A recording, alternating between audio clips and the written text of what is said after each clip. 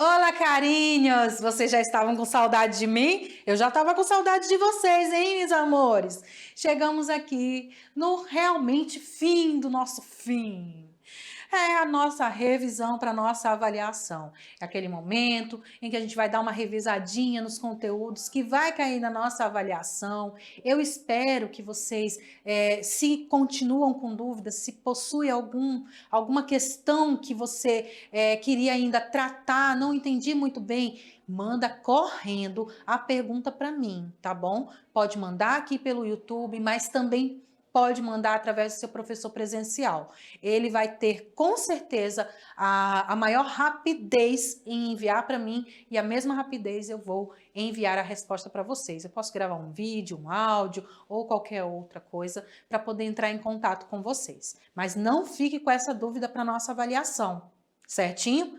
Pergunte que a gente responde. Então, meus amores, simbora lá para nossa revisão da avaliação. Nessa nossa avaliação, nós vamos ter assuntos que caíram na aula 8, que é donde estoy e que horas son. Assuntos da aula 9, lo que nos hace confundir. E assuntos da aula 10, donde estamos. Nós trabalhamos ali os numerais, então vai ter questões acerca dos numerais, né? 0, 1, 2, 3, 4, 5, 6, 7, 8, 9, 10. Aí, quando a gente chega ali depois do 10, continua muito parecido com o da língua portuguesa. 11, 12, 13, 14, 15, 16, 17, 18, 19 e o 20. Aí, quando a gente chega lá no 20, diferente da língua portuguesa, que a gente separa com o E, nós ainda continuamos com eles juntos, igual lá no 10. 21, 22, 23, 24, 25, 26, 27, 28, 29, 30. Aí quando chega no 30, sim que vai ficar mais parecido com o da língua portuguesa, que nós vamos separar 30 e 1. Não E1, que nem na língua portuguesa, e sim I com Y. E aí vai repetir em todos os outros, 40, 41, 50, 51, 60, 61 e assim até chegarmos lá na frente. Nós também estudamos as horas, meus amores. Essa parte foi muito importante e é muito importante vocês prestarem atenção, porque cai sim na nossa avaliação, tá? As horas.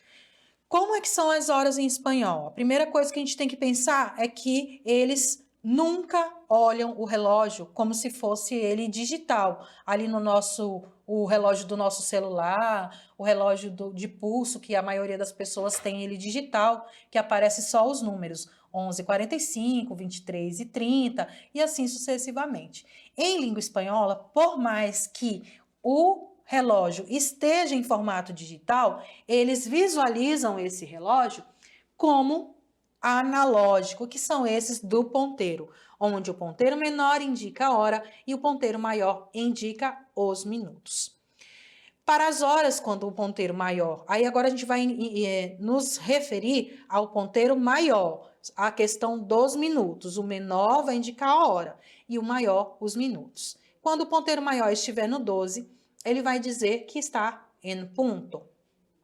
Quando nós formos adiante, nós temos duas formas de utilizar. Nós podemos falar e 5, mas também podemos falar más 5, certo? Então, son las 1 em ponto, ou son las 1:05, son las 1 mais 5. O próximo, se o ponteiro maior estiver no 10 e 10. Ah, professora, se o ponteiro maior estiver aqui, no 7, que é bem aqui. Deixa eu tentar riscar aqui, bem por aqui assim. Aqui está no 8, eu marquei no 8. Se tiver no 8, eu vou falar e 8, certo? Se tiver no 9, e 9. Aí se tiver no 2, e 10. Só que se ele tiver no 3, é quarto. Por quê? Mas quarto ou e quarto? Porque eles imaginam o relógio partido ali no meio, como se fosse uma grande pizza partida em 4 pedaços. Então, nós temos ali, são las 1:04. quarto, e não 1h15 ou 1h15, que eu poderia também falar, né, em língua espanhola. E sim, perdão, eles não utilizam como a gente fala em língua portuguesa, e 15, eles usam e quarto. Se o ponteiro maior estiver no 4, eu vou falar y 20 ou más 20. Se ele estiver no 5, eu vou falar más 25 ou y 25. Quando ele chegar no meio, no 6, é y media, igual na língua portuguesa. São las 1:30, são las 2:30, são las 10:30. Outra coisa, outro detalhe importante, pense sempre que em espanhol, o ponteiro, ele vai da seguinte maneira, ele vai para cá,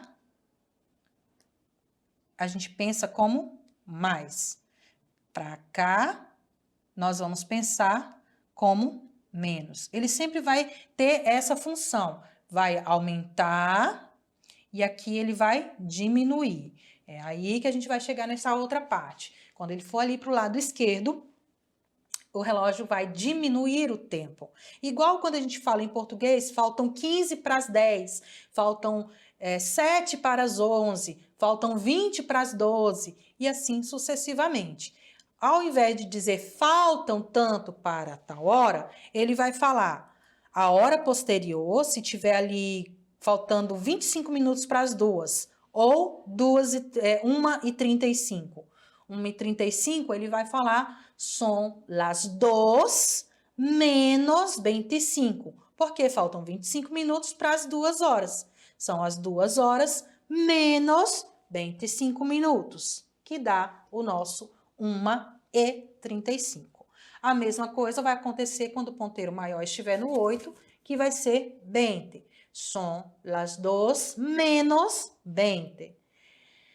Quando estiver no meio, é a mesma coisa que aconteceu lá no 3. Acontece no 9. Ao invés de ser 15 minutos ou 45, ele vai dizer menos quarto.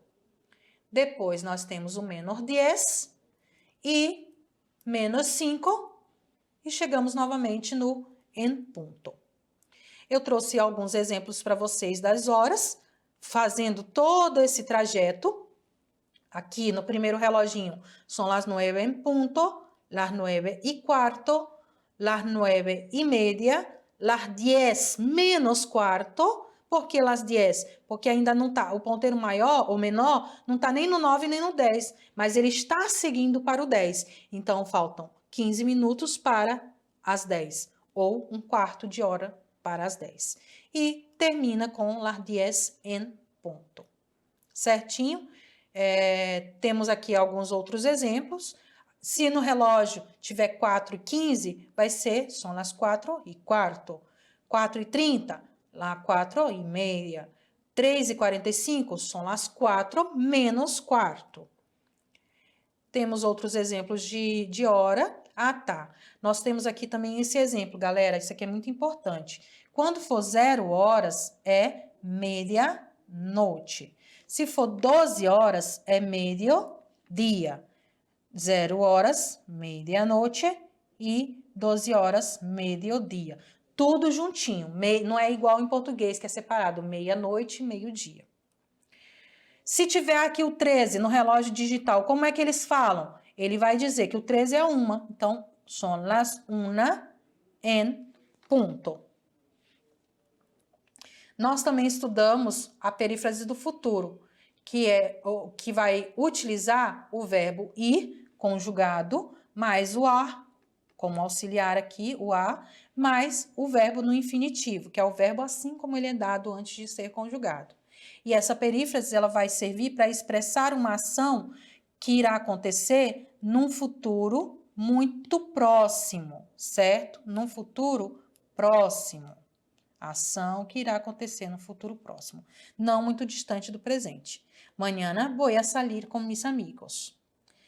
O que a gente precisa saber para conjugar? Que o verbo ir, ele é conjugado no futuro. Eu voy, tu vas, ele va, nosotros vamos, vosotros vais e ellos van. Vamos acrescentar o a e o infinitivo, comer, sair, beber e assim sucessivamente.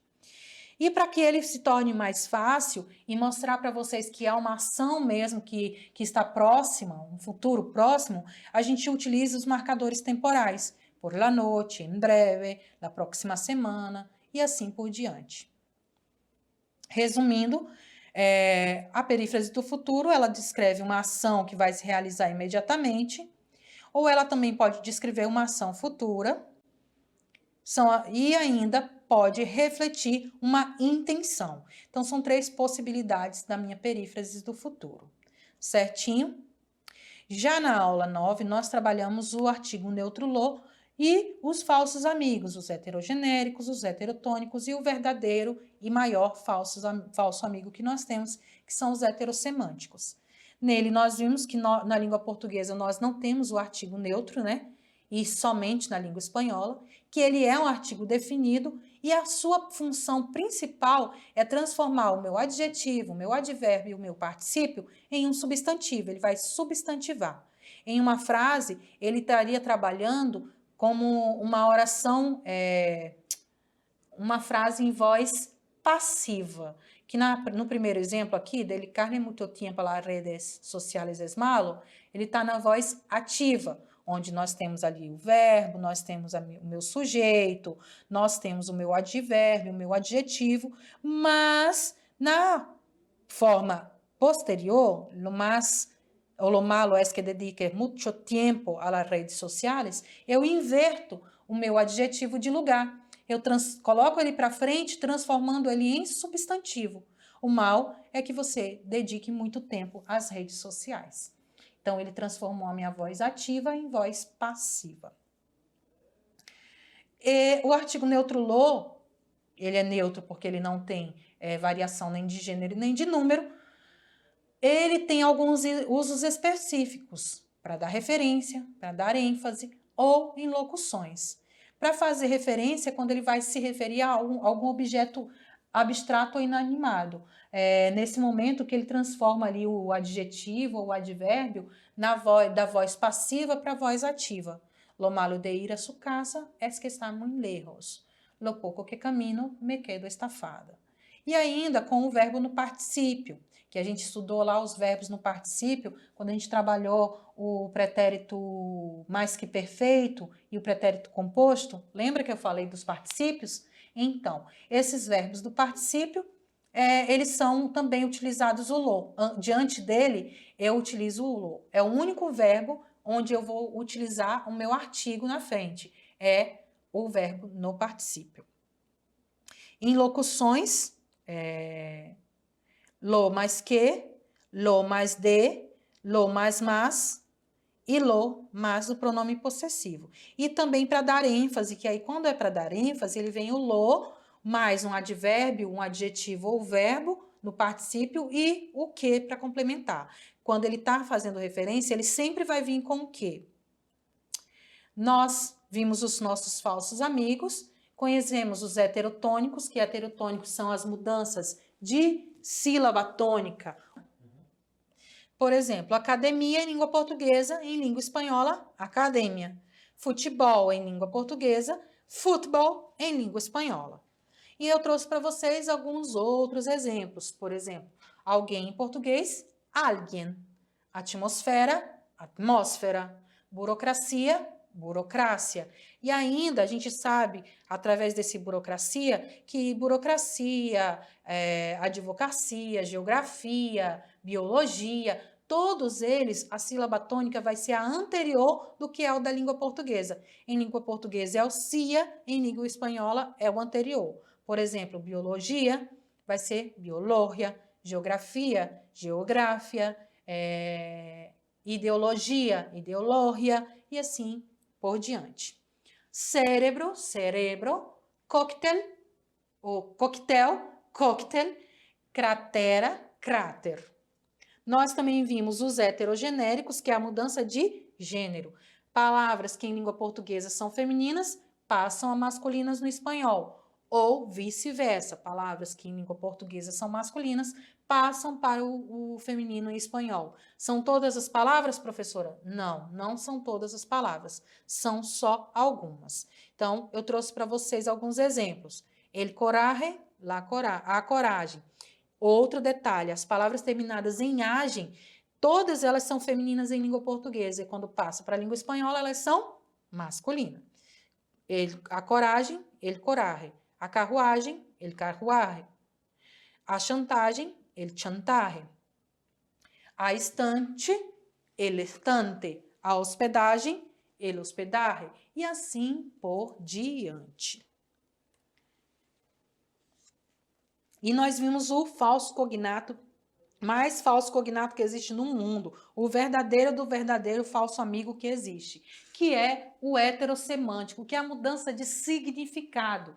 Ele é escrito muito parecido ou igual à escrita da língua portuguesa, mas o seu significado ele é totalmente diferente. Por exemplo, embaraçada, que seria para a língua portuguesa uma pessoa que ficou sem graça, ficou envergonhada, ela é grávida em espanhol. Porque uma pessoa que ficou sem graça ou envergonhada em língua portuguesa, ela ficou avergonzada em língua espanhola. Então, eu trouxe para vocês alguns outros exemplos. Por exemplo, a palavra calçada. Tem a palavra calçada em língua espanhola? Tem, mas o significado dela é rua. E a calçada que a gente anda, em espanhol, é acera. Aí tem o acordar, o largo, anedota, ano, sobrenome e muitas outras palavrinhas. Já na nossa aula 11, foi a aula que a gente trabalhou os 4 tipos de pretérito. Pretérito perfeito simples, pretérito perfeito composto, o imperfeito e o plusquamperfeito. Nós vimos que o pretérito perfeito simples, ele vai expressar algo que aconteceu no meu passado e que já se encerrou.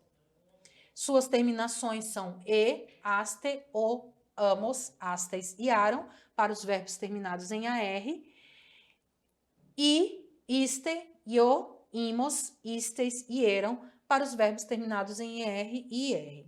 O pretérito perfeito composto, ele já vem com o verbo haber conjugado no presente do indicativo e o particípio passado, para quê? Para poder indicar algo que aconteceu no meu passado, mas que é constante, que continua acontecendo até agora. Se iniciou no passado, mas continua acontecendo. Nele, nós vamos conjugar o verbo haber, e, as, a, emos, habeis e an, e transformar os verbos terminados em AR, eles vão ter a sua terminação em ado, os verbos terminados em ER e IR para ido, e tem também aqueles verbos lá irregulares do particípio que a gente também estudou. Já o pretérito imperfeito, ele vai expressar uma ação que ocorreu no passado, só que ele não vai indicar o seu início nem seu fim. Ou seja, ele vai simplesmente falar sobre o curso e a duração da ação. Essa é a parte que mais importa ali para o pretérito imperfeito. Já o pretérito perfeito mais que perfeito, que é o plusquamperfeito, ele novamente vai usar o verbo haber, só que ao invés de ser no presente, ele vai conjugar ele no pretérito perfeito do indicativo e usar também o particípio. Certinho? Então, galerinha, nós chegamos ali ao final dessa nossa aula de revisão. Chegou o momento em que vocês vão se concentrar, colocar ali a mãozinha na cabeça, pensar um pouquinho e fazer com calma as suas avaliações, certinho? Qualquer dúvida, ainda dá tempo de você pedir para o seu professor presencial mandar uma mensagenzinha para a gente que a gente responde vocês rapidinho, tá bom? Um grande beijo no coração de vocês e boa avaliação. Hasta pronto!